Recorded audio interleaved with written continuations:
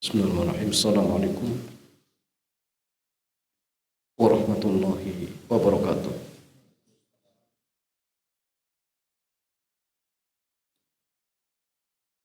Alhamdulillahilladzi arsala rasulahu bil huda wa dinil haqq lidhhirahu 'ala dini kulli walau karihal musyrikun. Asyhadu an la ilaha illallah wahdahu la syarika lah wa asyhadu anna Muhammadan abduhu wa rasuluhu la nabiyya wa la rasula ba'dah. Allahumma salli wa sallim ala nabiyyina Muhammadin wa ala alihi wa ashabihi wa man tabi'ahum bi ihsanin ila yaumiddin.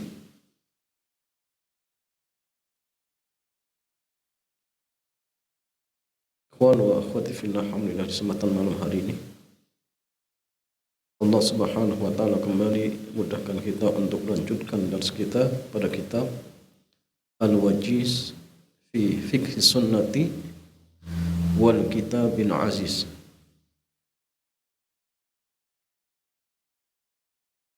Dan jamaahnya di kesempatan malam hari ini kita masih pada bab atau kitab As-Shalah, dan kita masih pada pembahasan seputar sunnah salat. Dan tema di malam hari ini berkaitan tentang as-sunnatun fi'liyah, sunnah salat yang berupa fi'liyah. Fi'liyah itu artinya perbuatan. Kalau yang kemarin jamaah sekalian berkaitan tentang ucapan, bacaan. Adapun di malam hari ini kita akan berbicara tentang sunnah salat berupa perbuatan. Syekh mengatakan as-sunnatul fi'liyatu, as-sunnanul fi'liyatu, sunnah berupa perbuatan. Al-ula, yang pertama, raf'un yadaini, mengangkat kedua tangan. Mengangkat kedua tangan. Jadi yang masalahnya mengangkat kedua tangan ketika sholat itu sunnah. Baik ketika takbiratul ihram ataupun ketika takbiratul intiqal, maka hukumnya sunnah.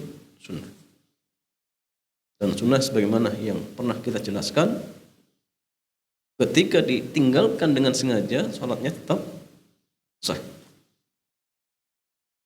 Artinya gini, kalau ada seorang ketika takbiratul ihram dia baca takbir tetapi tidak mengangkat kedua tangannya, maka sholatnya tetap sah.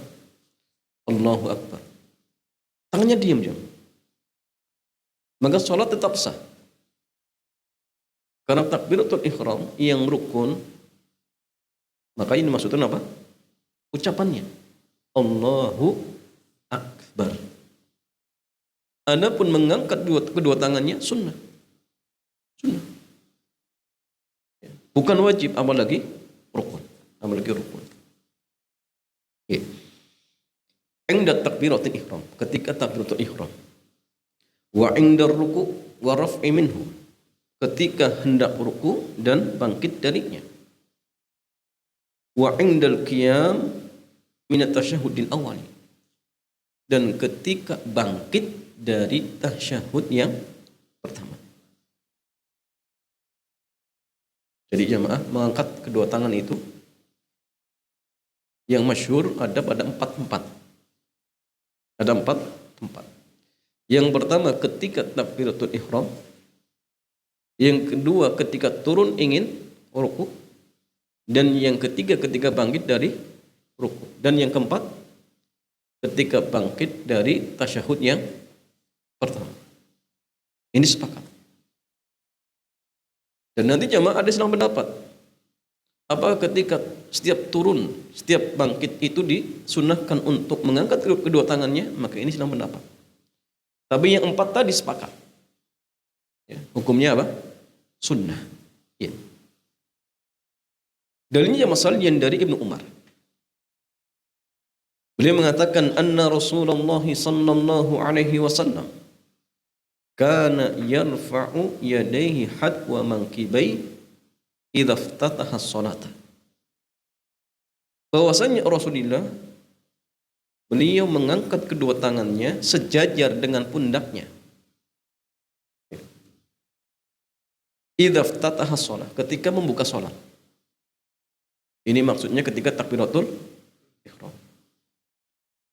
Allahu Akbar. Jadi caranya bisa dengan 4 cara. Pertama, baca dulu bisa. Allahu Akbar.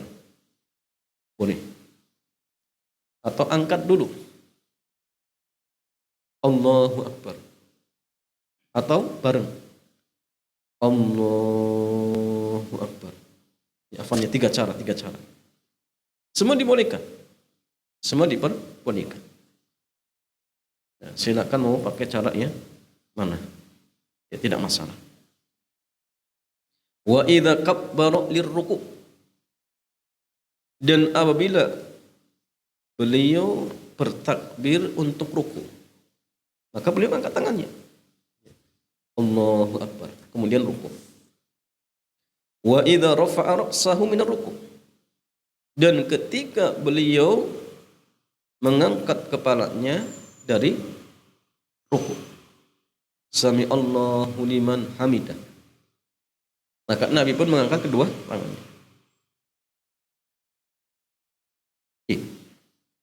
Dan di sini ada 3 tempatnya disebutkan ya.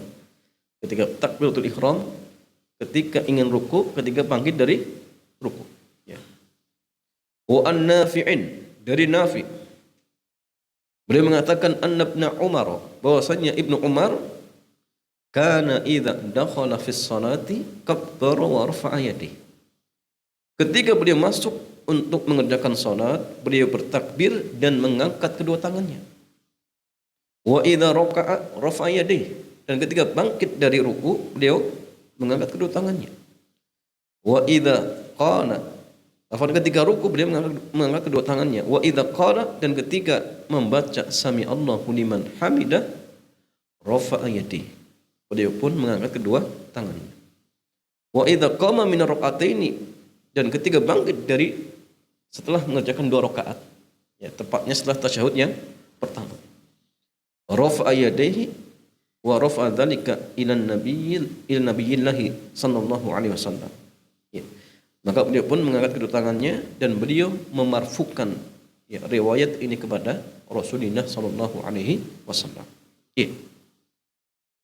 Jadi di hadis dari Nafi ditambahkan setelah bangkit dari tasyahud yang pertama. Jadi ada 4 tempat. Ini sepakat sunnah. Kemudian masalahnya yusannu raf'uhuma ahyana. Dan disunahkan juga untuk mengangkat kedua tangannya ahyanan. Kadang-kadang. Ya kadang-kadang. Inda kulli khafdin wa raf'in. Ketika setiap turun dan bangkit. Setiap turun dan bangkit. Tapi kadang-kadang. Ya, maka jamaah sekalian, kalau antum jumpai seseorang ketika turun untuk sujud angkat tangannya, jangan heran. Karena memang jamaah ada yang mengatakan sunnah. Allahu Akbar sujud. Setelah sujud, Allahu Akbar. Angkat tangannya lagi. Ya. Maka ini senang pendapat.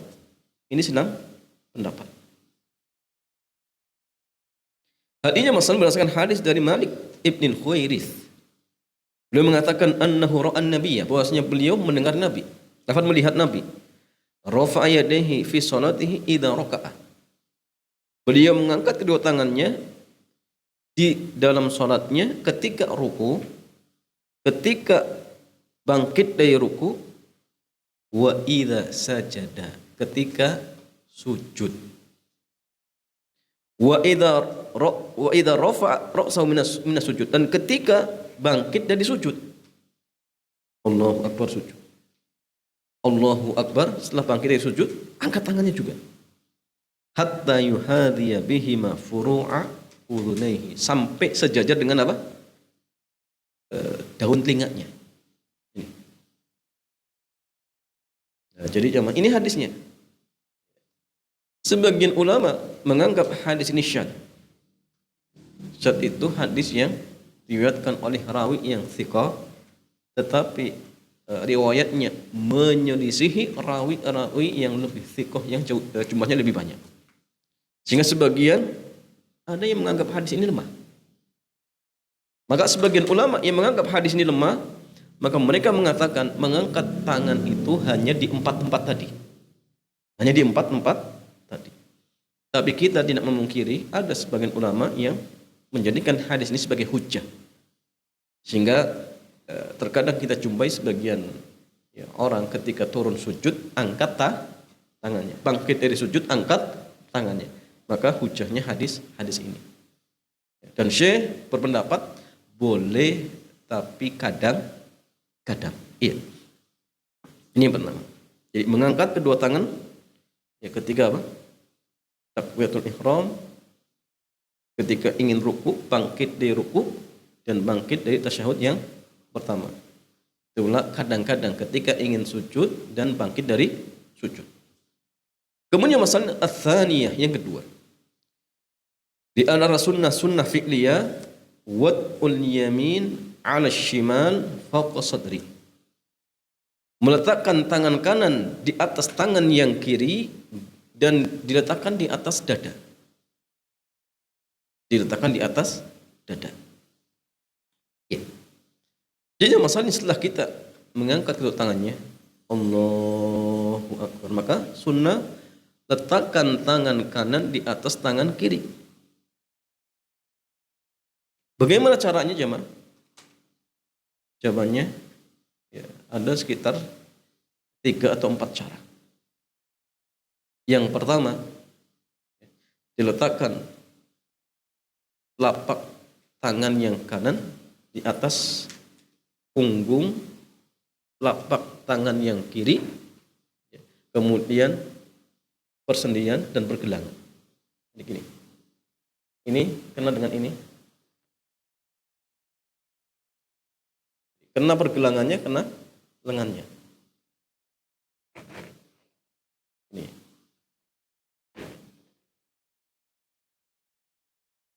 Di atas dada. Ini dada, ingat ya. Dada ini. Atasnya ini, bukan dada ini, bukan. Sebenarnya keliru. Kan di atas dada. Dada ini atasnya ini, bukan. Dada ini atasnya ke sini. Berarti kalau dada, ini dada. Dada berarti ini. Coba. Yang kedua, digenggam pergelangannya. Pegang pergelangan tangannya.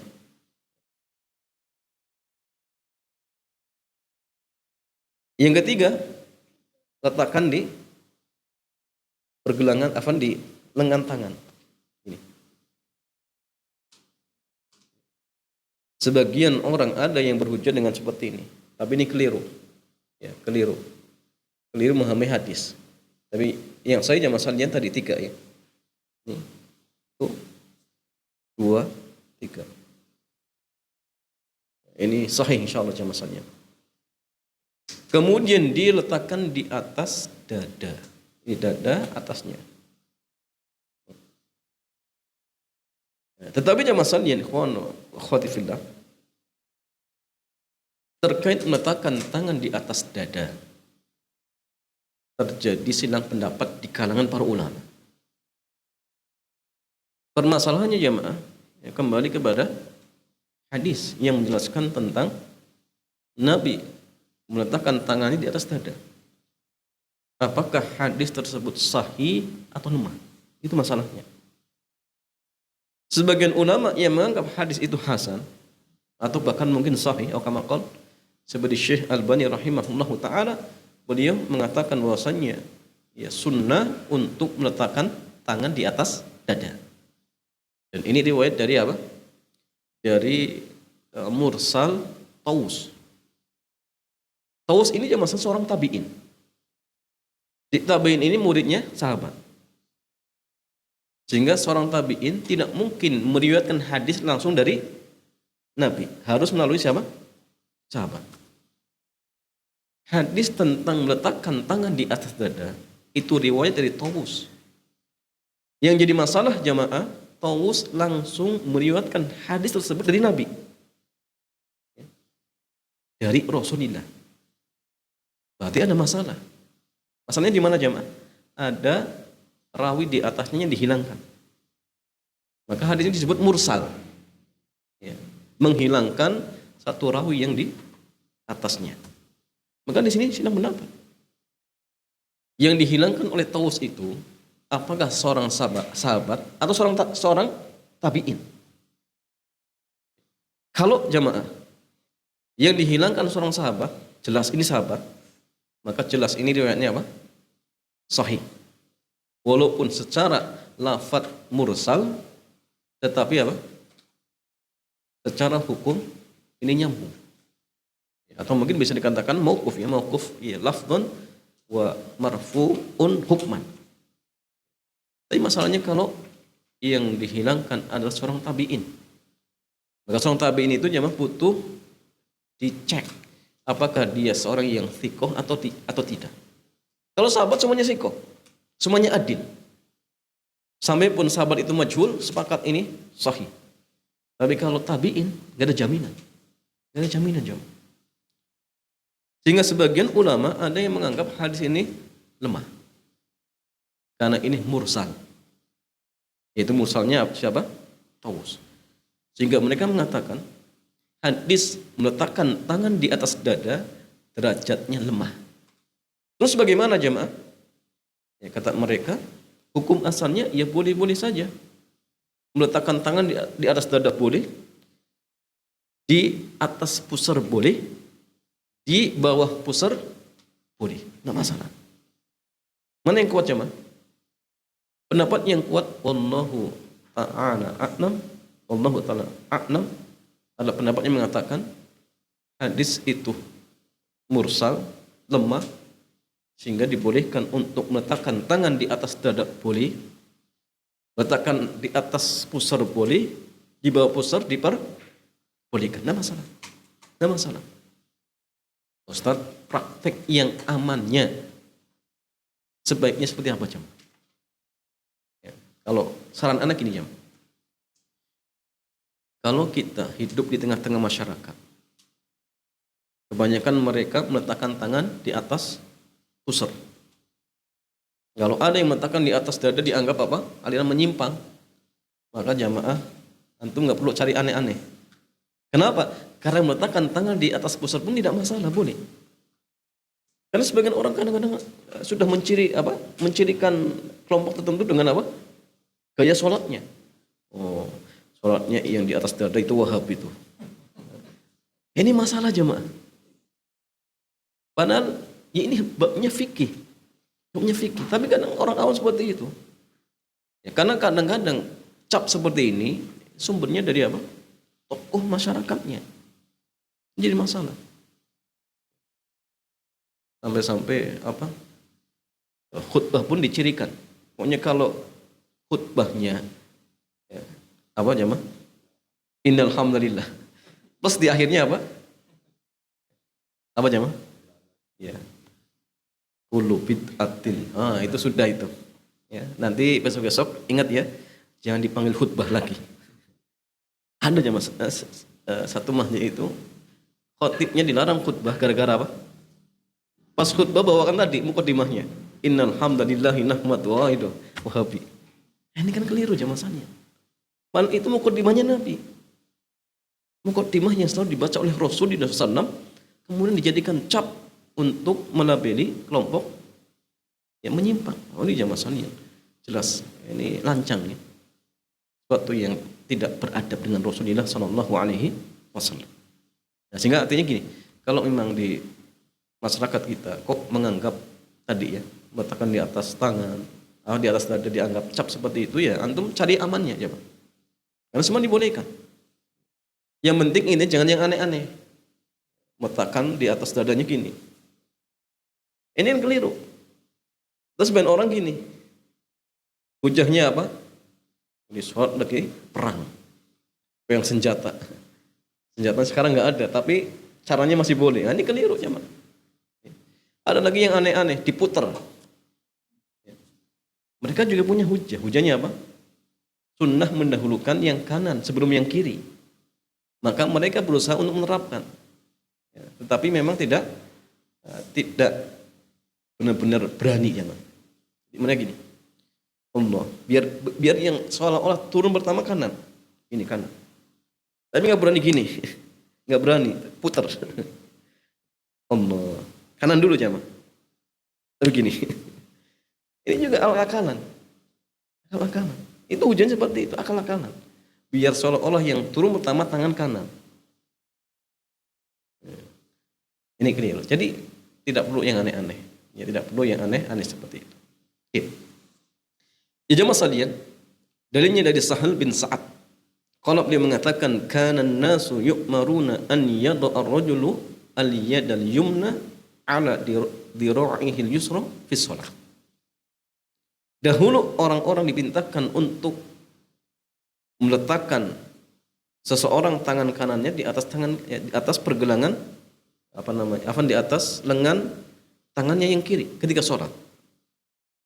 Qala Abu Hazim la a'lamhu inna yamni dzalika ila nabi. Ya. Abu Hazim mengatakan saya tidak mengetahuinya kecuali dia memarfukan hal tersebut kepada Nabi. Maksudnya hadis ini dari Nabi. Dari Wa'il bin Hujr, qala beliau mengatakan shallaitu ma'a Rasulillah. Saya pernah salat bersama Rasulullah dan beliau meletakkan tangannya yang kanan di atas tangannya yang kiri ala sadrihi. Dia letakkan di atas dada. Ya. Tapi tadi sudah dijelaskan terkait tentang apa? Ya, derajat hadisnya seperti itu. Yang kemudian masalah yang ketiga, an-nadharu ila mawdi'is sujud. Melihat ke tempat sujud. Dari Ibunda Aisyah radhiyallahu taala anha beliau mengatakan lamma dakhala Rasulullah sallallahu al-Ka'bah. Ketika Nabi masuk Ka'bah, ma khalafa basuruhu mawdi'a sujudihi hatta kharaja minha. Maka pandangan Nabi tidak pernah lepas dari tempat sujudnya sampai beliau keluar dari Ka'bah. Maka hadis ini dijadikan hujah, berarti ketika Nabi sholat pun melihat ke tempat sujud. Karena hadis ini menjelaskan ketika Nabi masuk Ka'bah untuk apa jam? Untuk sholat. Dan Nabi pandangan matanya gak pernah lepas dari tempat sujudnya. Berarti artinya ketika sholat pun Nabi melihat tempat sujud. Dan ini juga dalil. Satu, dibolehkan sholat di dalam Ka'bah. Boleh. Ya. Pertanyaannya, menghadap kemana? Kemana-mana. Yang penting jangan menghadap pintu dan pintunya dibuka. Jangan. Menghadap pintu Ka'bah, pintunya dibuka, berarti bukan menghadap Ka'bah. Tapi kalau pintunya ditutup, silakan boleh ke arah mana saja. Termasuk jemaah kalau ingin sholat di dalam Ka'bah tapi misalkan tidak diizinkan masuk, maka bisa kita sholat di Hijr Ismail. Karena Hijr Ismail itu bagian dari Ka'bah. Bagian dari Ka'bah. Itu tidak masalah, boleh. Yang kedua, kalau kita sholat di atas Ka'bah, menghadap kemana? Misalnya, kita diizinkan untuk sholat di atas Ka'bah. Pertanyaannya, menghadapnya kemana? Menghadap ke sana, berarti menghadap apa? Udara, jemaah. Terus menghadap kemana? Jawabannya Allah alam, menghadap ke arah mana saja, tidak masalah. Karena gini jemaah sekalian, apakah sholat itu harus benar-benar pandangan mata kita tepat menghadap Ka'bah atau arahnya jemaah? Arahnya sahih. Contohnya gini, seseorang yang sholat di lantai yang misalkan ketiga keempat di Masjidil Haram. Apa ketika sholat kemudian dia bisa pas menghadap Ka'bah? Jelas enggak, dia di atas jemaah. Terus menghadap kemana? Ya sama, menghadap arah sana. Yang penting intinya arah Ka'bah seperti itu. Ya memang jemaah kalau dia bisa melihat langsung, maka usahakan untuk tepat menghadap Tapi kalau kita posisinya jauh, maka arahnya saja, arah Ka'bah. Dan itu sudah cukup. Sudah cukup seperti itu. Nah, tetapi jamaah sekalian terkait tentang melihat ke tempat sujud, maka ini pun sama, perkara yang diperselisihkan oleh para ulama. Apakah ketika sholat itu disunahkan pandangan kita untuk terus menerus ke tempat sujud, atau dibolehkan ke tempat mana saja atau ke arah mana saja? Yang penting jangan ke atas, karena atas itu jamaah sekalian ada larangan. Kita nggak boleh ketika sholat melihat ke atas. Lagi hitung cecak ya berapa. Pas salam, akhirnya muncul angkanya. Oh, jumlah cecaknya ada 5. Berarti sholatnya lihat apa cecak. Itu nggak boleh jamaah sekalian. Dan ini pun sama, hadis ini jamaah sekalian diperselisihkan oleh para ulama, sahih dan tidaknya. Ada yang mensahihkan atau menghasankan, ada yang melemahkan. Maka sebagian ulama yang melemahkan hadis ini, mereka mengatakan hukum asalnya boleh saja menghadap ke tempat atau ke arah manapun selain arahnya dilarang. Contohnya atas itu tidak dibolehkan. Tapi kalau ke depan nggak masalah. Itu nggak masalah jemaah. Apa hujahnya? Hujahnya diantaranya para sahabat Nabi. Ketika Nabi terkadang mencontohkan tata cara sholat, kadang beliau naik mimbar. Tanya masalahnya, sahabat yang menciptakan sholatnya Nabi di atas mimbar, kira-kira sahabat itu melihat ke tempat sujud atau melihat ke imam? Imam jemaah. Kalau lihat tempat sujud nggak mungkin dia lihat Nabi naik mimbar kemudian pas rukuknya atau afan sujudnya turun lagi, kemudian naik lagi. Maka ini dalil bahwasanya tidak harus pandangan mata kita ke tempat sujud. Tapi boleh ke arah mana saja, yang penting hindari arah-arah yang dilarang. Seperti ke atas. Atau membalikan badan sampai melihat 180 derajat misalkan, itu nggak boleh. Tidak dibolehkan seperti itu. Ya. Atau 90 derajat ya ke sana. Kemudian sini ya, 180. Itu nggak boleh jemaah. Kenapa? Karena bisa batal. Kalau dengan badannya seperti itu. Ya. Jadi artinya boleh. Nah, silakan ke arah tempat mana saja. Ya. Walaupun yang terbaik usahakan untuk melihat tempat sujud. Sebagian ulama jemaah ada yang membedakan. Kalau berdiri iya ke tempat sujud. Tapi ketika ruku melihatnya di antara kedua kakinya. Ya. Dan kalau tidak salah ini perincian dari Al-Imam Al-Baghawi rahimahullahu taala. Jadi memperinci kalau berdiri iya tempat sujud, tapi ketika ruku melihatnya di antara kedua kakinya. Nanti ketika sujud gimana jemaah? Sujud apakah lihat hidungnya? Selalu perinciannya. Tapi kalau ketika tasyahud nanti jelas hadisnya. Melihat mana jemaah? Jari telunjuk, itu jelas hadisnya sahih. Tapi selain itu jemaah silang pendapat seperti itu. Ya. Karena hadis tadi memang dipersihkan oleh para ulama. Ada yang mengatakan sahih, ada yang mengatakan ya lemah. Atau mengatakan hasan atau kamakul seperti itu. Ya kemudian masalahnya, jadi yang sahih boleh ke tempat sujud, boleh ke arah yang lainnya. Dan boleh melihat imam, tidak masalah. Ya, maka bagi makmum yang tepat di belakang imam, maka dibolehkan bagi dia untuk berpindah ke rukun berikutnya setelah imam sampai ke rukun berikutnya. Contoh gini, imam berdiri kemudian ingin ruku.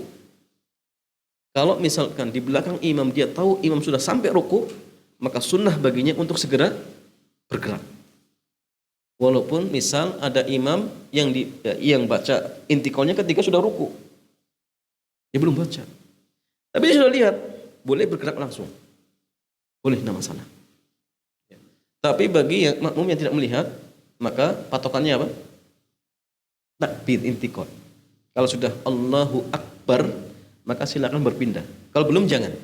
Tapi yang melihat langsung, patokannya apa? Kalau imam sudah berpindah ke rukun berikutnya dan sudah sampai, maka sunnah baginya untuk segera bergerak. Seperti itu.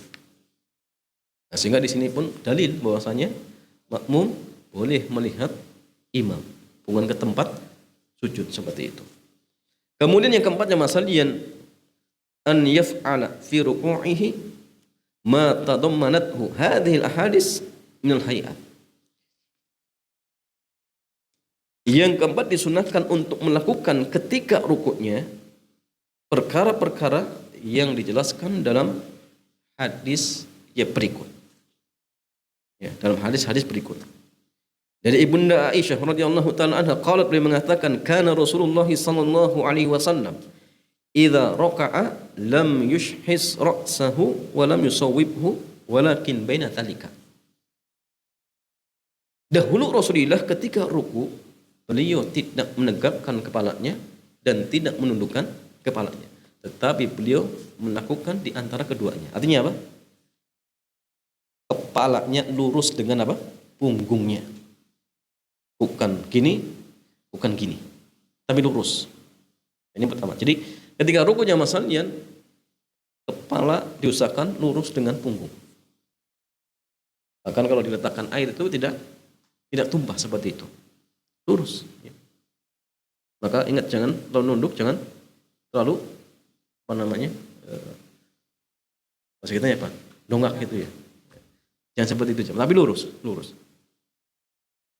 Dari Abu Humaid fi sifatihi fi wasfihi li salatin nabi, ketika beliau mensifati salatnya Rasulullah sallallahu alaihi wasallam, qala, beliau mengatakan wa idza raka'a amkana yadayhi min rukbatayhi thumma hasara dhahrahu. Ketika Nabi ruku, beliau menekankan tangannya di kedua lututnya, artinya ditekan jamaah. Ya.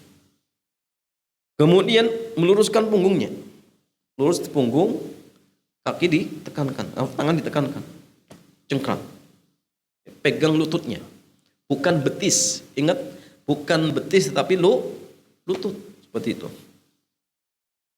Dari Wa'il bin Hujr, anna Nabiyya sallallahu alaihi wasallam idza raka'a farraja asabi'ahu. Bahwasanya Nabi ketika ruku beliau merenggangkan jari-jarinya. Berarti tangan yang digunakan untuk mencengkram kedua lutut, ingat, direnggangkan, bukan gini. Tapi gini, cengkram lututnya. Ya. Biar apa? Tidak melongsor ya. Pegang kuat. Ya. Sebagian teman-teman kita kadang kita jumpai apa? Pegang apa? Betisnya. Wallahu alam hujannya apa jemaah? Mungkin hujannya biar kelihatan terlalu nunduk, terlalu merendah. Nah, ini hujah akal-akalan. Ya. Tapi yang sunnah adalah memegang apa? Lutut. Kemudian masalahnya an Abi Humaid, beliau mengatakan anna Rasulullah sallallahu alaihi wasallam raka'a fa wada'a yadayhi ala rukbatayhi ka'annahu qabidun alaihima. Bahwasanya Rasulullah ketika ruku beliau meletakkan kedua tangannya di atas kedua lututnya, ka'annahu qabidun alaihima, seolah-olah beliau menggenggam, ya, mencengkram, ya. Wa wattaro yadihi, dan apa? Wa wattaro apa jemaah? Ya, di sini disebutkan aw wajhahuma min at-tawtir. Jadi tawtir itu ya apa? Melengkungkan. Makanya disunahkan untuk apa? Bahasa kitanya apa? Dijauhkan dari lambung gini. Ya. Tapi ingat ya masalahnya, menjauhkan lengan kita dari lambung itu kalau sampai mengganggu teman kita di samping kita, maka jangan dilakukan. Tapi kalau mengganggu silakan, tidak masalah. Ya, karena kadang kalau misalkan sebagian dari teman-teman kita merenggangkan gini, kadang sampingnya terganggu ya. Apalagi misalkan dia sendiri yang seperti ini, samping kan samping kirinya semuanya gini, pepet. Nah, ini jamaah kasihan ya. Jadi lihat kondisi. Ya, lihat kondisi. Kalau tidak mengganggu maka silakan, tidak masalah. Wanahahuma an jambaihi, dan menjauhkan dari lambungnya. Bengkokkan kemudian dijauhkan dari lambung. Itu kalau tidak mengganggu. Ya. Tapi kalau mengganggu ya biasa saja. Ya, tapi kalau sama-sama tidak terganggu ya silakan, tidak masalah seperti itu. Oke. Jadi jamaah sekalian, ketika ruku tadi seperti apa? Kepala lurus, tangan direnggangkan, diletakkan di lutut, cengkrang. Kemudian kalau bisa dibengkokkan, jauhkan dari lambung. Itu caranya. Yang ketiga apa? Ruku seperti itu. Kemudian yang kelima, al-khamisah taqdimul yadaini ala rukbataini fi sujud. Mendahulukan kedua tangan di atas kedua lututnya ketika ingin sujud. Dari Abu Hurairah radhiyallahu taala anhu, beliau mengatakan, qala Rasulullah sallallahu alaihi wasallam, Nabi bersabda, "Idza sajada ahadukum fala yabruk kama yabrukul ba'iru wal yada' yadayhi qabla rukbatayhi." Apabila salah seorang di antara kalian turun sujud, maka jangan turun seperti turunnya unta. Wal yada', tapi hendaklah dia letakkan kedua tangannya sebelum kedua lututnya. Jamaah sekalian, hadis ini sampai lafaz fala yabruku kama yabrukul ba'iru itu sahih. Apabila salah seorang kalian sujud, maka jangan turun sujud seperti turunnya unta. Ini sahih.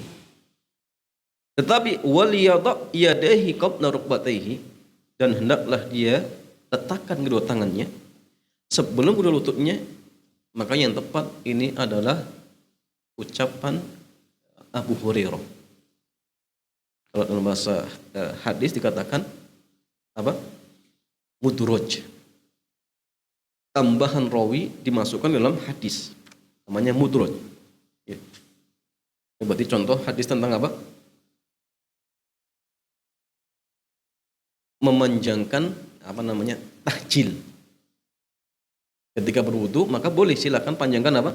Tahjilnya, atau apa namanya, ketika membasuh lengan maka sampai sini boleh, atau kaki sampai betis. Di hadis-hadis, di akhir hadis katakan faman shaa falyaf'al, barang siapa yang mau silakan kerjakan. Dan itu pun sama ucapan Abu Hurairah. Sehingga yang sahih, hendaklah kita wudu sebagaimana yang dijelaskan dalam Quran. Tangannya sampai siku, sudah selesai. Dan tambahan falyaf'al, barang siapa yang menghendaki ghurahnya, cahayanya panjang, silakan lakukan. Tapi yang tepat ini ucapan Abu Hurairah. Maka ini pun sama jemaah. Hendaklah diletakkan kedua tangannya sebelum lututnya. Agar apa? Agar tidak sama dengan apa? Unta. Ya. Sehingga jemaah sekalian, yang sahih adalah sampai lafaz, jangan turun sujud seperti turunnya unta. Maka dari sinilah silang pendapatnya ulama. Yang benar itu mendahulukan lutut atau mendahulukan tangan. Ya. Makanya masalahnya kalau kita melihat langsung unta turun, dan sekali-kali penting ya, antum bisa coba perhatikan unta ketika turun ingin apa? Derum, itu mendahulukan kaki depan atau kaki belakang. Sekali-kali ke Mangkang ada unta jemaah. Pun kalau ingin mengamalkan apa? Berobat dengan kencing unta, antum tunggu nanti pas kencing masukkan minum. Itu boleh jemaah. Ya, campur dengan apa? Air susunya. Itu boleh. Maka gini, unta ketika turun ingin duduk, apakah kaki depan atau kaki belakang jemaah? Jadi masalah. Kamu pernah melihat? Kalau kerbau biasanya apa? Depan dulu saya. Depan, kemudian baru belakang. Unta mungkin tidak jauh jemaah. Depan dulu baru kaki belakang. Ya. Kalau unta ketika turun kaki depan, kemudian baru kaki belakang, berarti kalau kita ingin menyisih unta, yang tepat dahulukan yang mana jemaah? Hah? Kan gini, unta itu kalau turun bagian kaki depan, saya itu baru kaki belakang. Kalau kita ingin turun sujud biar tidak sama dengan unta, berarti Berapa? Lutut dulu baru tangan. Karena unta turunnya depan dulu, setelah itu baru belakang. Berarti ini keliru. Ini jadi masalah. Tetapi ternyata jemaah sekalian, kalau antum baca apa namanya istilah-istilah di anggota-anggota tubuhnya unta, ya, coba antum baca istilah bahasa Arabnya. Ternyata gini, unta itu jamaah lututnya di kaki depan. Jelas? Unta itu secara bahasa lututnya di kaki depan. Sampai sini jelas? Berarti ketika unta turun mendahulukan kaki depan, hakikatnya yang turun dulu apa? Lutut. Sahih? Kenapa? Karena lututnya di kaki depan. Kalau kita kan beda, lututnya kita di mana jamaah? Di kaki kan? Kalau unta itu kaki, lututnya di kaki depan, bukan di kaki belakang. Karena unta punya 4 kaki jamaah. Dan lututnya di kaki depan. Berarti ketika unta turun mendahulukan kaki depan, itu hakikatnya yang turun dulu apa? Lutut. Maka kalau kita ingin melisihi unta, berarti dahulukan apa? Tangan.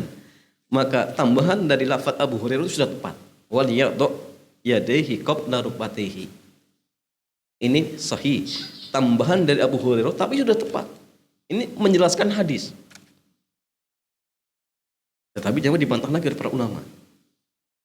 Syekh Muhammad bin Shalih Ibnu Utsaimin beliau mengatakan gini. Yang dilarang itu kita nggak boleh turun sujud sampai turunnya unta. Bukan apa? Mana bagian kaki lebih dahulu atau lutut atau tangan. Bukan itu. Yang penting apa? Jangan turun sujud sampai turunnya unta. Terus bagaimana? Kata Syekh Abdul Aziz Al-Syekh, Syekh Saleh Abdul Aziz Al-Syekh, Saleh Abdul Aziz Al-Syekh, bagaimana gini? Yang dilarang itu hayatnya. Apa hayat itu? Tata caranya. Bagaimana unta turun itu? Unta turun itu mendahulukan apa? Kepala. Kepalanya nunduk dulu, kemudian baru belakangnya. Ya. Maka gini, kalau kita ingin beda dengan unta ketika turun sujud, maka jangan dahulukan yang membungkuk kepala dulu, jangan. Mau pakai tangan dulu yang menyentuh tanah atau lutut dulu, itu nggak ada masalah. Ini kata beliau, Syekh Saleh Al-Syekh. Itu nggak ada masalah. Karena hadisnya tadi, lafaznya cuma jangan turun sampai turunnya unta. Jadi kalau misalkan yang menyentuh tanah tangan dulu tetapi kepala tidak nunduk, tidak masalah. Atau mungkin lutut dulu tetapi kepala tidak nunduk, itu tidak masalah. Yang penting intinya apa? Jangan kepalanya itu menunduk terlebih dahulu. Dan ini walau alam jamaah sekalian, istilahnya kompromi yang tepat. Ya.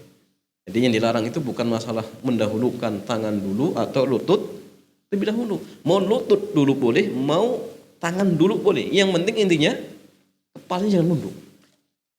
Gimana caranya mas kalian? Caranya gimana? Kalau anak gini jamaah, kalau anak praktekkan gini jamaah. Kalau anak turun, yang penting kepalanya itu jangan gini. Kalau gini jelas. Ini unta. Oh, ini dulu.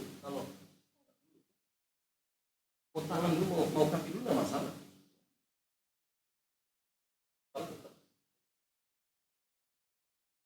Dan kemudian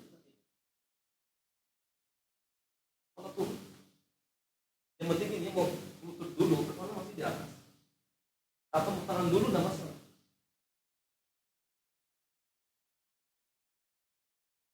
Ini malah masalah yang kompromi dari tadi ya, dari yang ada seperti itu.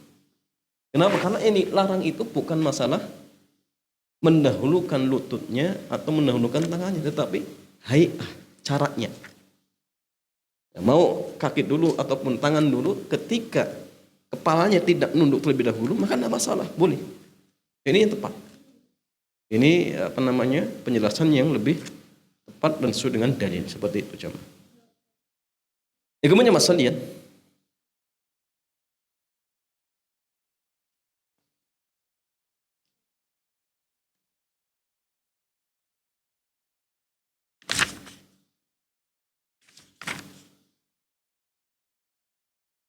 yang keenam, ya. An yaf'ala fi sujudihi ma tadammanathu hadhil ahadis.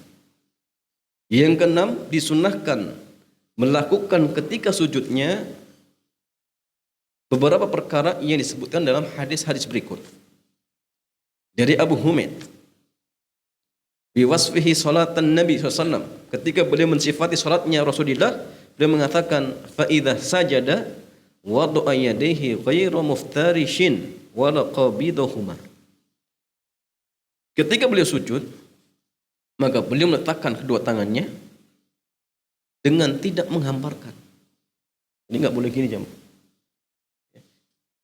Bahkan ada riwayat yang mengatakan apa? Jangan turun sujud atau jangan sujud seperti turunnya anjing. Seperti perbuatan anjing.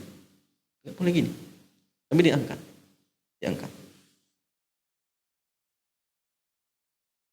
Wala qabidahuma. Dan tidak apa? Ya, tidak qabid itu ya menggenggam, tidak menggenggam. Artinya dihamparkan, bukan gini ya. Tapi gini. Wastaqbala bi atrafi asabi'i rijlaihi al-qiblata. Dan mengarahkan ya, ujung-ujung jari kakinya atau kedua kakinya ke arah kiblat. Begini, kakinya. Jadi jamaah sekalian, tangannya diangkat, tidak dihamparkan, jari-jari dibentangkan, kemudian ujung jari kedua kakinya diarahkan ke kiblat. Wa anil bara, dari bara ya. Kalau Rasulullah SAW dari bara ya. Beliau mengatakan, Nabi bersabda, idza sajadta fadok kafaika warfa mirfaqaika. Apabila Anda sujud, letakkan kedua telapak tanganmu dan angkat kedua sikukmu. Angkat kedua sikuk. Jadi ingat, yang diletakkan adalah kedua telapak tangan. Ya, kedua telapak tangan itu termasuk di antara anggota-anggota sujud. Wa Abdullah ibn Malik ibni Buhainah, beliau mengatakan, anna Nabiyya sallallahu alaihi wasallam kana idza shalla, bahwasanya Nabi ketika salat, beliau farraja baina yadayhi hatta yabdu bayadu ibtaihi. Beliau merenggangkan di antara kedua tangannya sampai nampak putih kedua ketiaknya.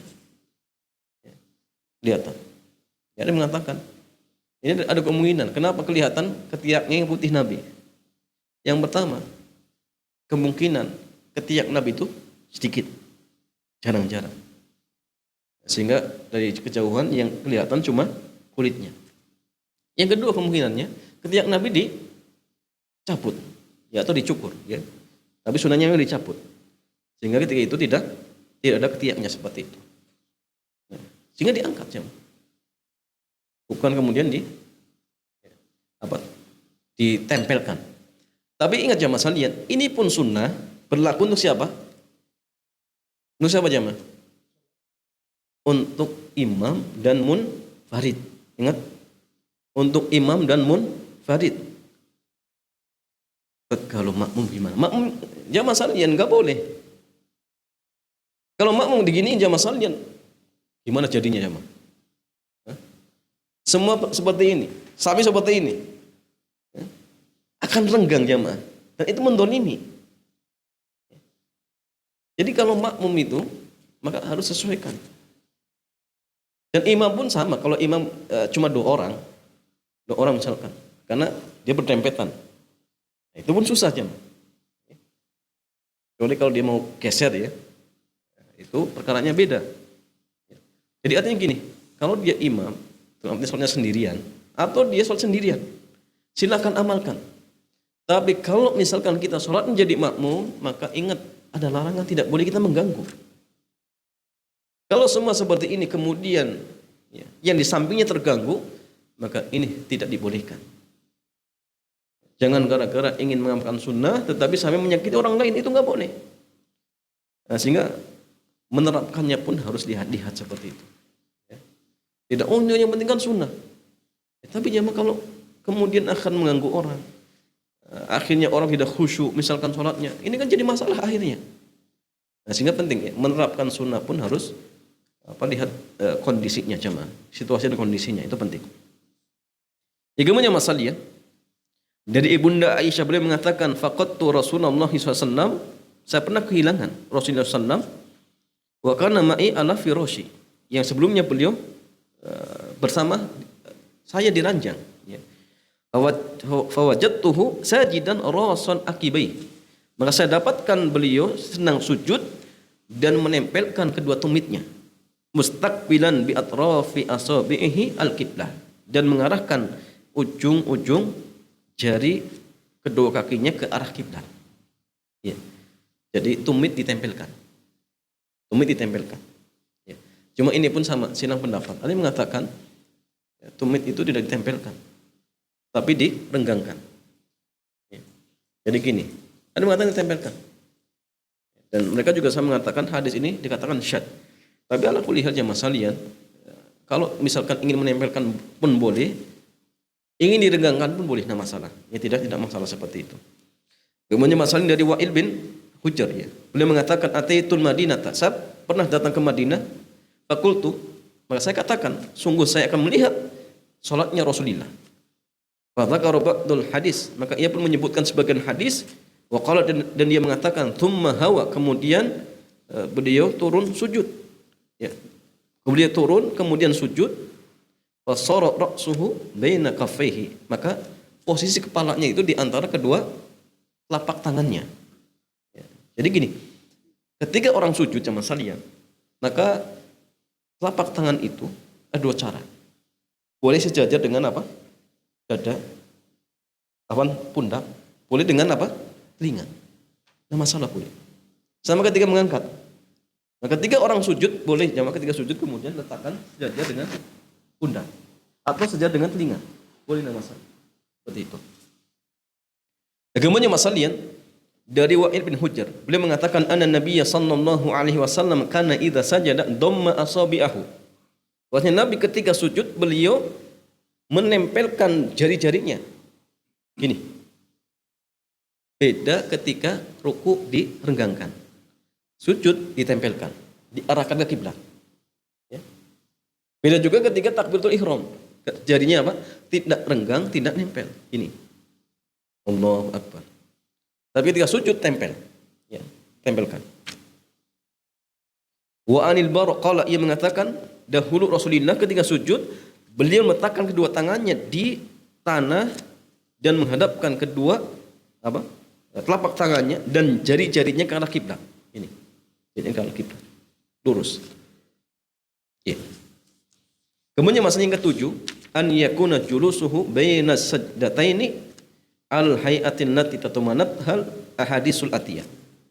Disunahkan ketika duduk di antara dua sujud melakukan perkara-perkara yang dijelaskan dalam hadis berikut.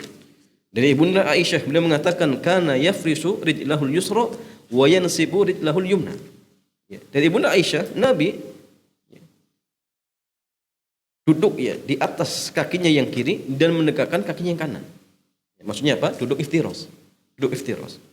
Dari Ibnu Umar, beliau mengatakan di antara sunnah ketika sholat adalah menegakkan kaki yang kanan dan menghadapkan jari-jarinya ke arah kiblat dan duduk di atas kaki yang kiri.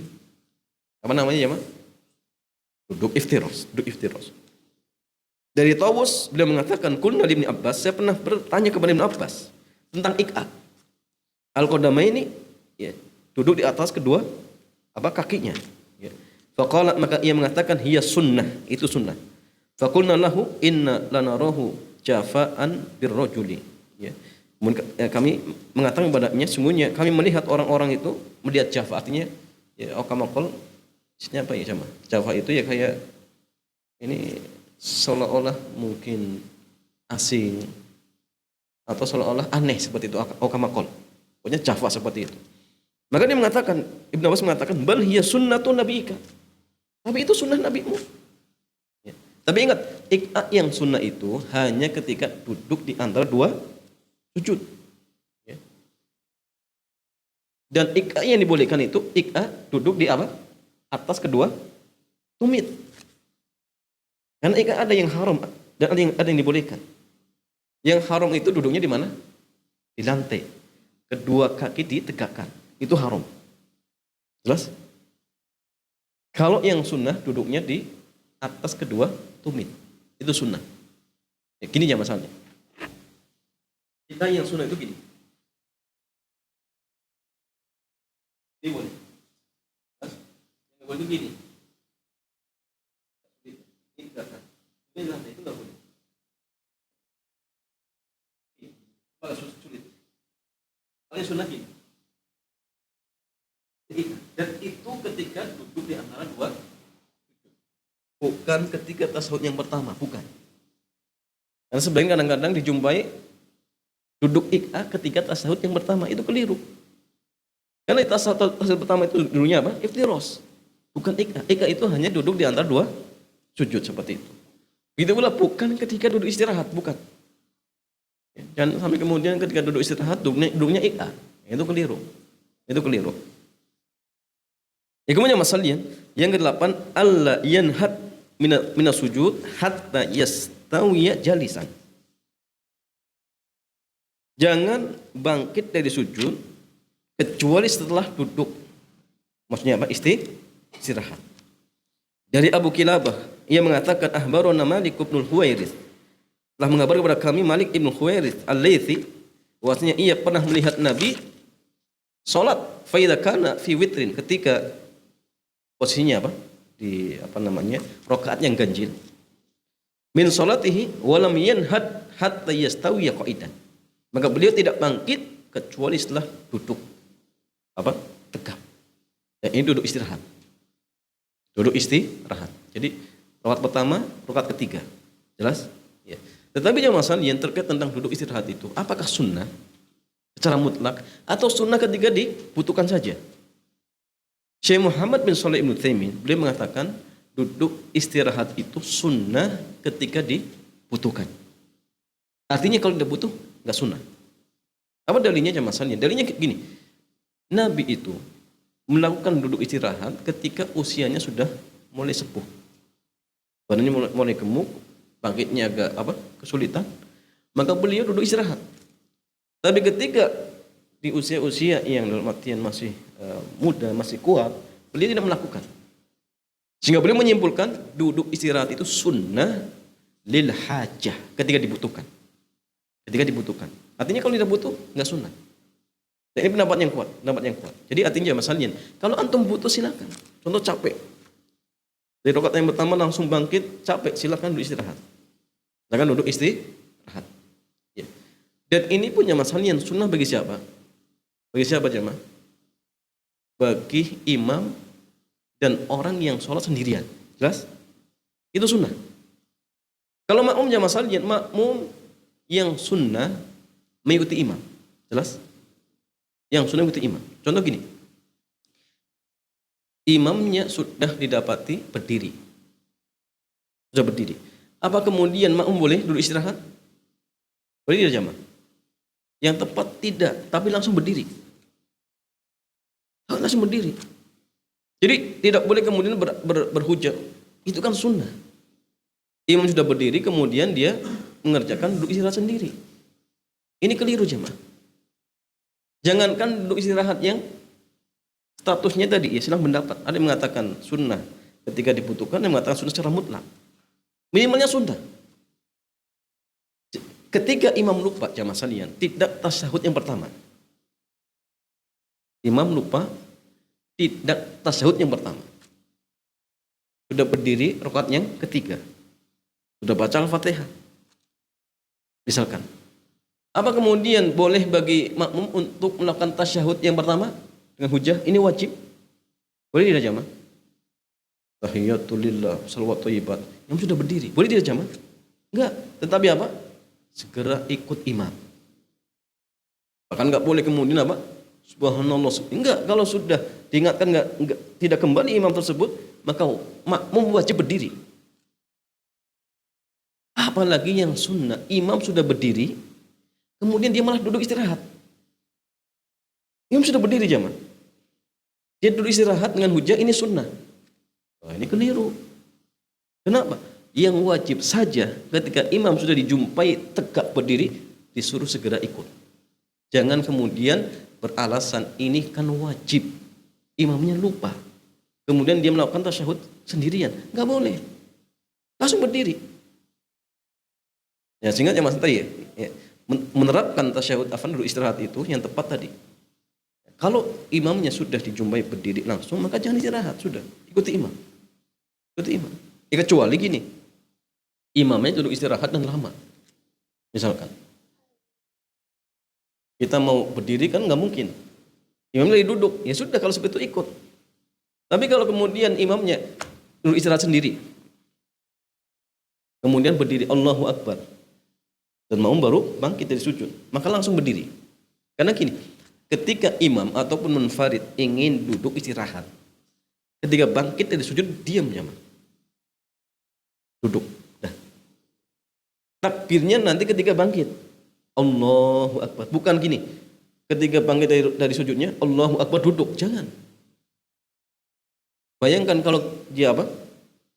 Baca takbirnya ketika bangkit dari sujud. Allahu Akbar. Makmumnya mungkin nggak pernah mengamalkan duduk istirahat. Langsung Allahu Akbar berdiri.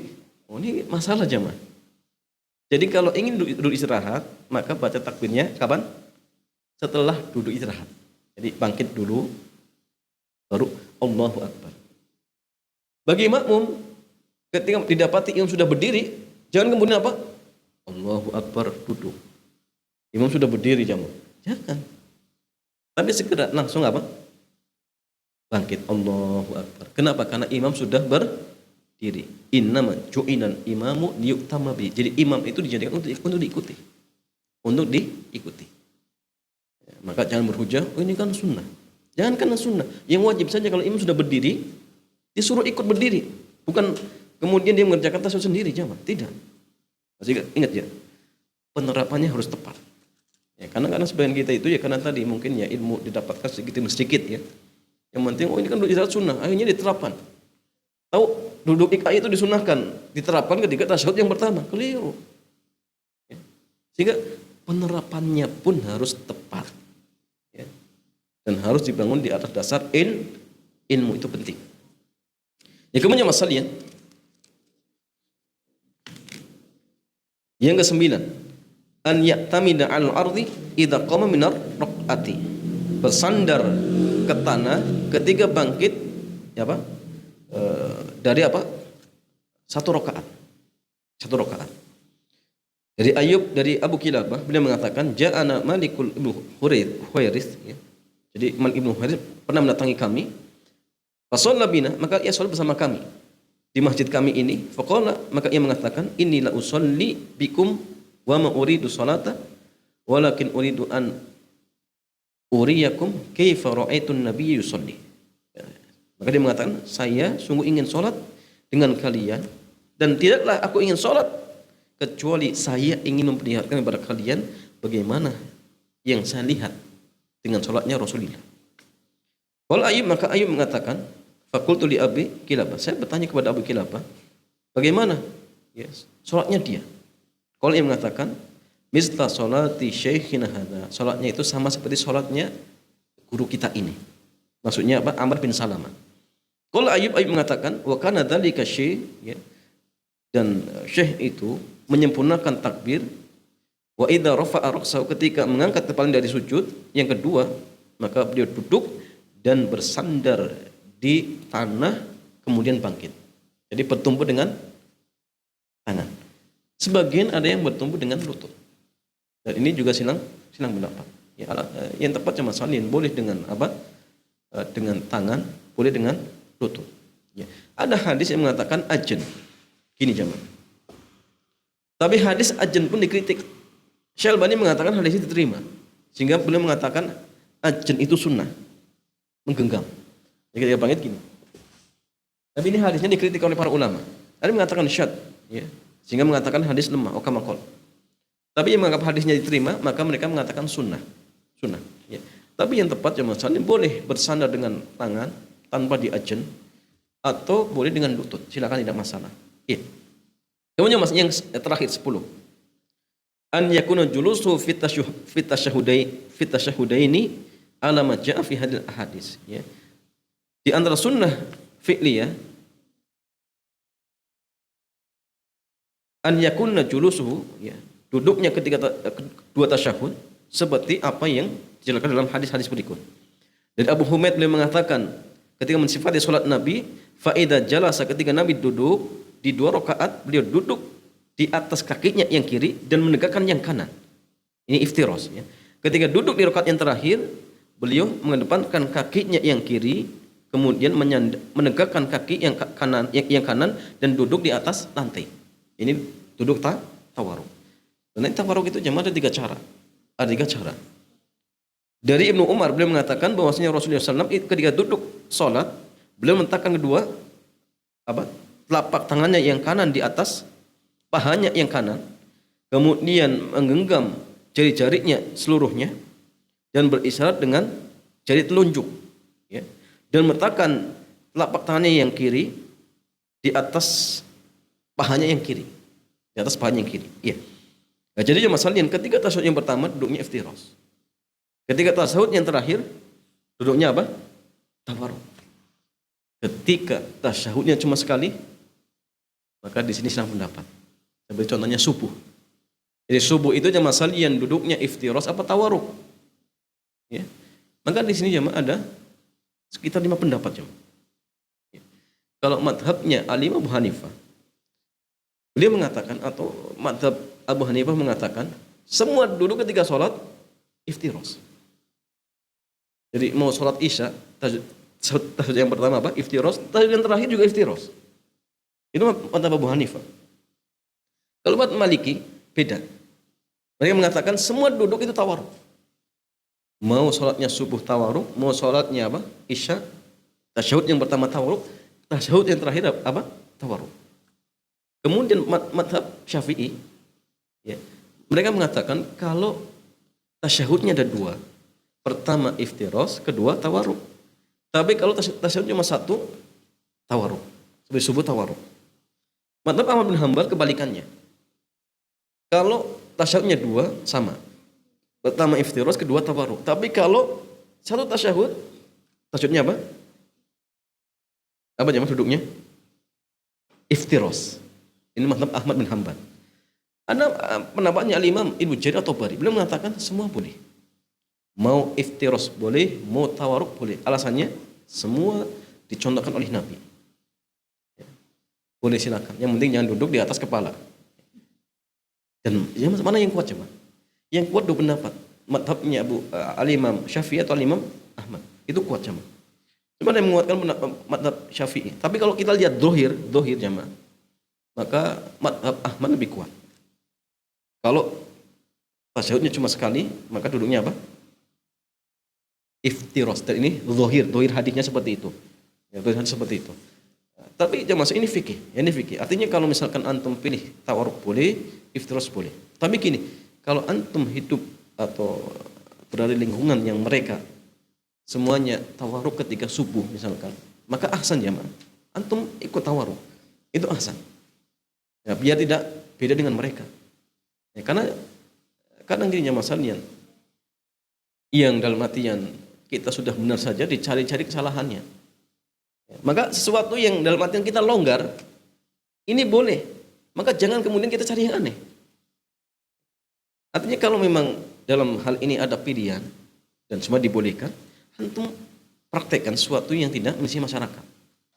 Tapi kalau kemudian ini pilihannya antara benar dan salah, ya antum harus pilih yang benar. Tapi kalau dulunya dibolehkan, antum pilih sesuatu yang tidak apa mengisi mereka. Biar apa jemaah sekalian? Tercipta persatuan dan kesatuan. Ya, bahkan seperti fatwanya Syekh Muhammad bin Shalih Ibnu Utsaimin sampai beliau memfatwakan kalau imam kunut ikut kunut. Padahal madhab beliau, fatwa beliau atau beliau jemaah tinggal di Arab. Yang mereka tidak kunut subuh, tapi fatwa beliau apa? Kalau ikut imam kunut subuh, maka ikut kunut. Nah, kita kadang hidup di negara apa namanya yang mayoritas penduduknya kunut subuh, ngeyel ya dengan apa ya tadi sahih jamaah sekalian. Tapi alangkah tepatnya kalau kita memfatwakan atau mengamalkan fatwa dari Syekh Muhammad bin Shalih Ibnu Utsaimin. Tetap kita berpegangan yang sunnah tidak kunut subuh. Tapi kalau kita di belakang imam, maka alangkah tepatnya mengamalkan fatwa beliau rahimahullah taala. Ya.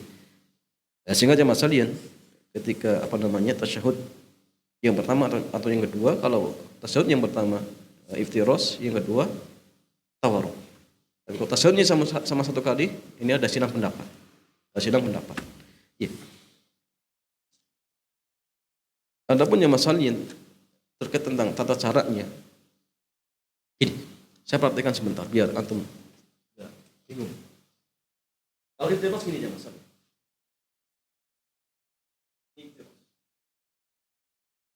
Tawarruk ini. Tadi nggak salah. Ini yang bisa kita amalkan. Yang kedua gini.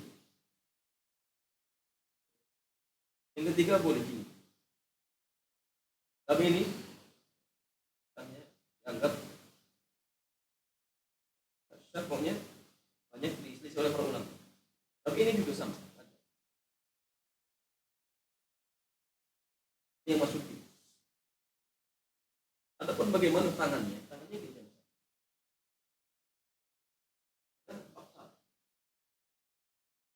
Tangan lupa. Itu lagi. Ketiga ini. Yang keempat yang masalahnya politik.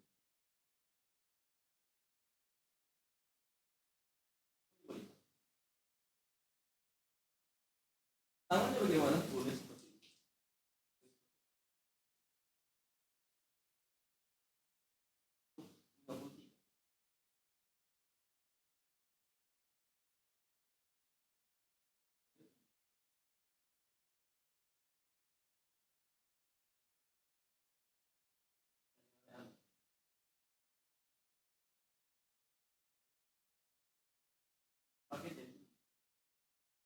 Boleh juga digerak-gerakkan.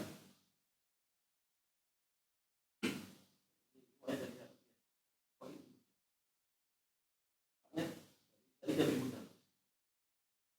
Kamu mengatakan, itu tadi mengatakan ini, tapi tambahan dari rawi yang sebagai ulama mengatakan boleh. Walaupun yang kuat dari awal. Ini dari pagi.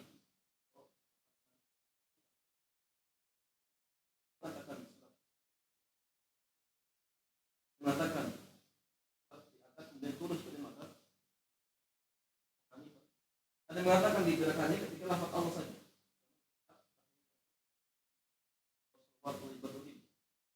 Pas lafaz Allah digerakkan. Dan lafaz Allah turun.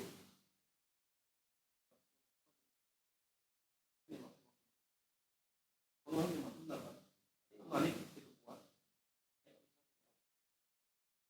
Awal dan nanti diturunkan kapan ya? Yang tepat diturunkan setelah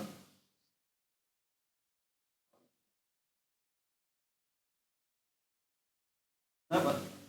Karena kita disuruh gunakan untuk berbicara dan salam itu yang masuk doa atau tidak? Doa. Walaupun tidak masalah antum sebelum salam turunkan masalah. Nas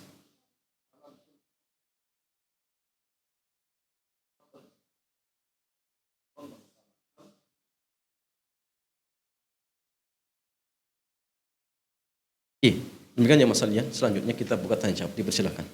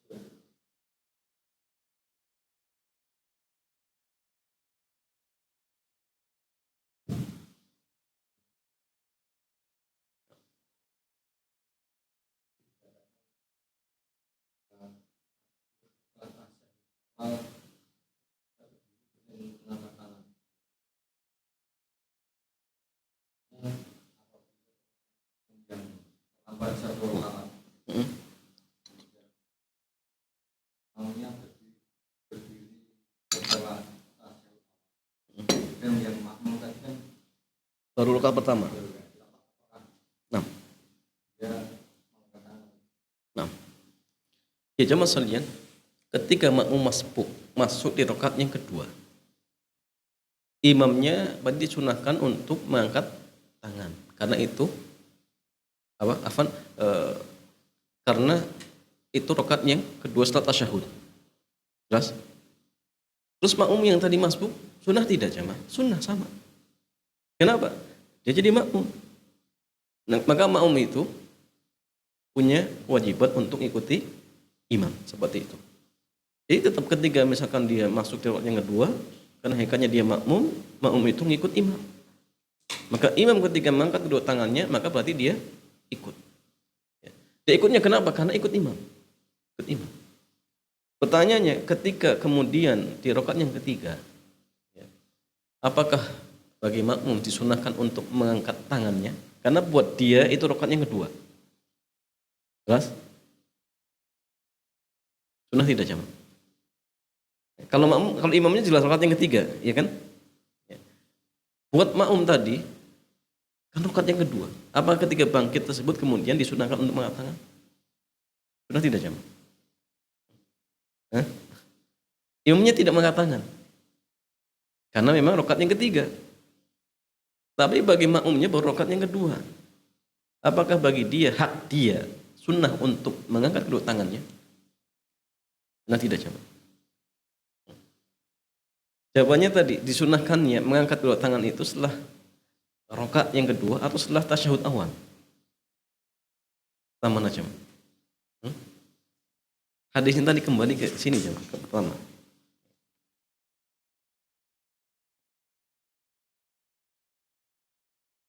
Wa idza qama min ar-rak'ataini, ketika Nabi bangkit dari dua rakaat.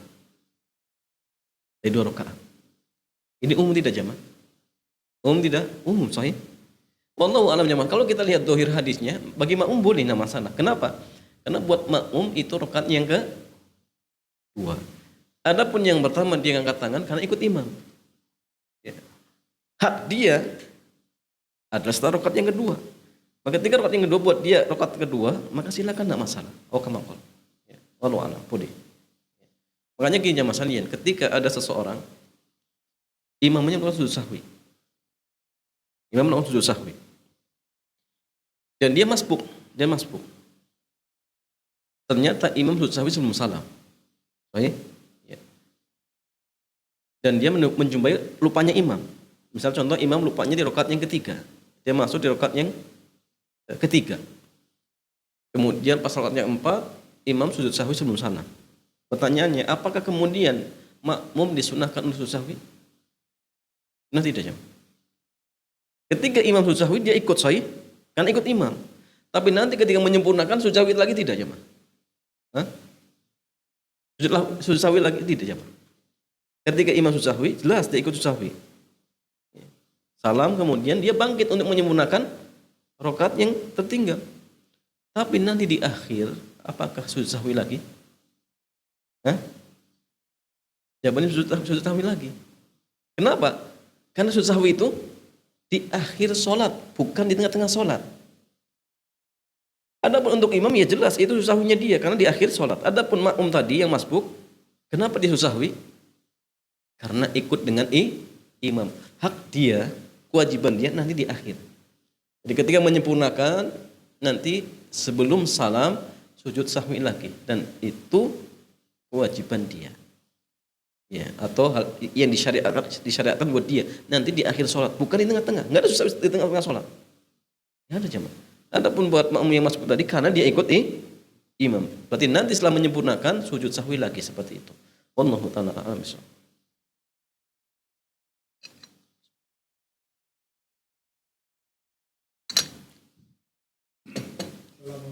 warahmatullahi wabarakatuh. Waalaikumsalam warahmatullahi wabarakatuh. Waktu tangannya sedang jadah, itu jarinya lurus semua atau ada yang menunjuk salah satu jari tunjuk. Terus yang kedua waktu berdiri kakinya itu lurus ke depan atau boleh menjauh ke kanan dan letaknya itu posisinya lurus dengan badan atau boleh renggang. Terus yang ketiga waktu angkat tangan itu tangannya itu menghadap ke depan atau lurus berhadapan-hadapan. Terima kasih. Wassalamualaikum warahmatullahi wabarakatuh. Waalaikumsalam warahmatullahi wabarakatuh. Ya, jamaah sekalian, ketika meletakkan tangan kan di atas tangan kiri, ya, bagaimana posisi jari-jari jamaah? Ya, tadi disebutkan ada 3 kaifiyah. Kalau jamaah sekalian kita meletakkan di atas punggung telapak tangan plus pergelangan kemudian lengan, caranya gini. Jadi semua diletakkan di atas pergelangannya seperti ini. Kalau digenggam gini, genggam, ya. Tapi kalau di lengan sama, gini. Jadi bukan gini ya, bukan gini. Ini namanya dipegang, tapi diletakkan di atasnya seperti itu. Ini 3 kaifiyah, tiga cara seperti itu. Ini yang pertama. Yang kedua terkait tentang masalah. Yang keduanya belum. Ya, keduanya apa lagi? Kaki. Ketika berdiri kaki itu jamaah salin, apakah direnggangkan atau berdiri dalam artian sejajar dengan pundak? Jawabannya jamaah tidak terlalu renggang, tidak terlalu nempel. Idealnya sejajar dengan apa? Tubuh. Ya. Jadi gini.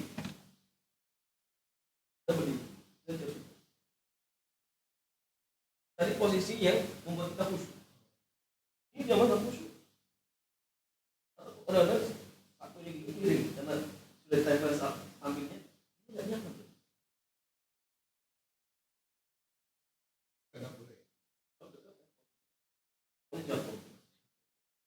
Jadi cari yang aman, intinya yang membuat dia khusyuk, tidak apa, khawatir.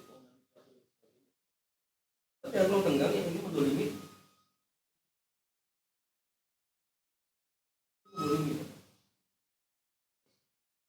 jadi pas, jarak kita, jarak kita.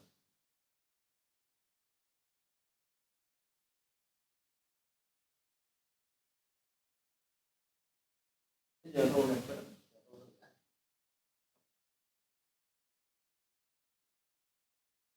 Posisikan yang nyaman.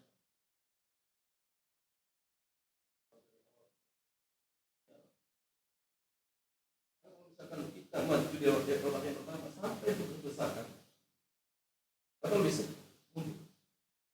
Dan kemudian ingin cari aktul sopnya, panas dan juga gak nyaman, sambil juga gak nyaman, terus jadi gak nyaman gara-gara satu orang nekat masuk.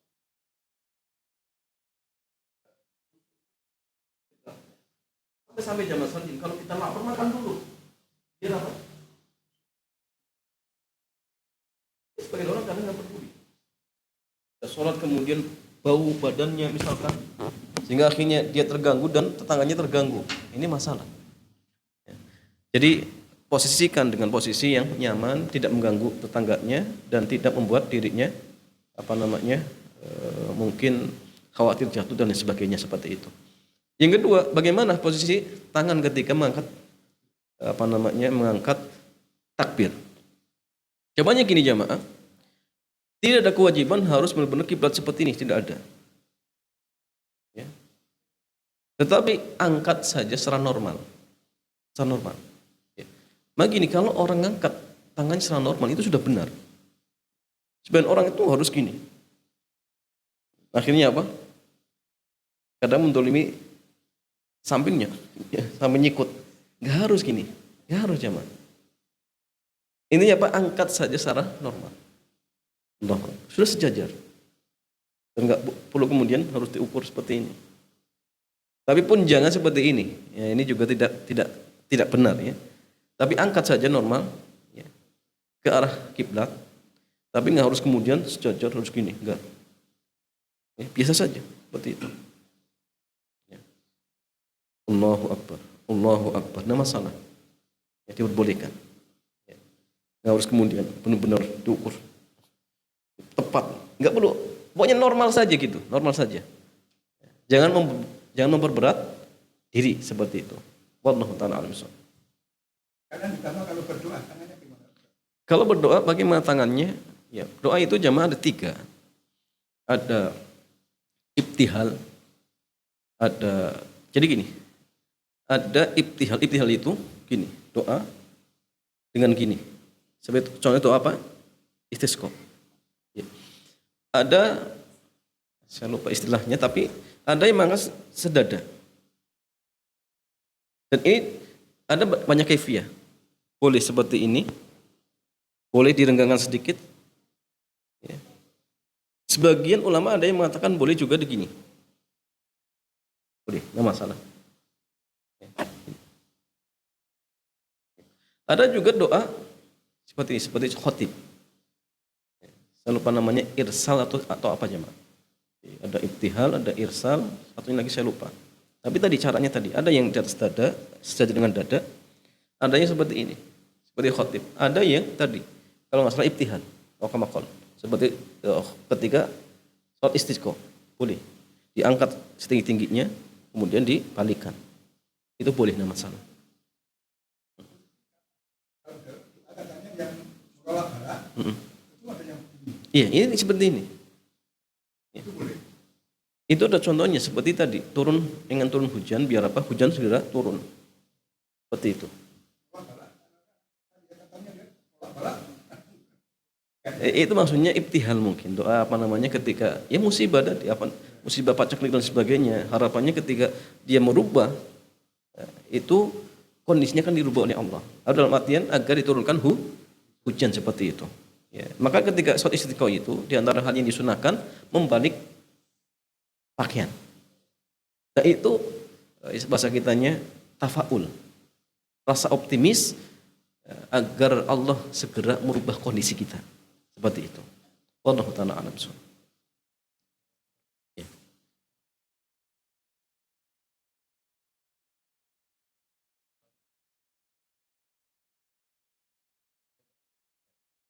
Nah, iya. Nah. Ya, jadi jamaah bolehkah membatalkan sholat wajib ketika misalkan kita ingat barang kita yang berharga ketinggalan dan khawatir dicuri orang? Jawabannya boleh, tidak masalah. Kenapa? Ini ada alasan syar'i. Karena kalau misalkan dilanjutkan, yang terjadi nggak khusyuk jamaah. Ini jangan-jangan HP-nya dicuri orang. Nah masalah, batalkan saja dulu, kemudian ambil barangnya seperti itu. Ya. Kalau misalkan tadinya lupa, tidak sempat diambil misalkan, maka silakan, tidak masalah. Yang tidak boleh itu kalau misalkan dia batalkan sesuatu tanpa alasan syar'i, tiba-tiba dibatalkan, ini nggak boleh jemaah. Kalau dia membatalkan ada alasan syar'i. Bahkan ketika misalkan kita melihat anak yang mau jatuh, kalau misal harus melakukan gerakan-gerakan yang panjang atau banyak misalkan, boleh dibatalkan. Kemudian apa? Selamatkan anak tersebut. Tapi kalau tidak membutuhkan gerakan yang banyak, maka selamatkan saja, itu lanjutkan. Ya.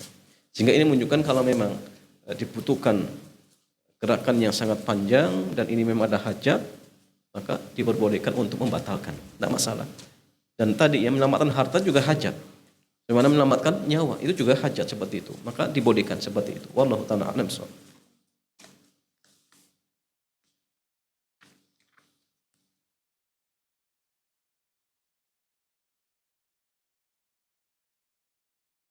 Ya, demikian jamaah sekalian, mudah-mudahan kajian kesempatan malam hari ini bermanfaat. Kita cukupkan sampai di sini. Subhanakallahumma bihamdik, asyhadu an la ilaha illa anta astaghfiruka wa atubu ilaik. Assalamualaikum warahmatullahi wabarakatuh.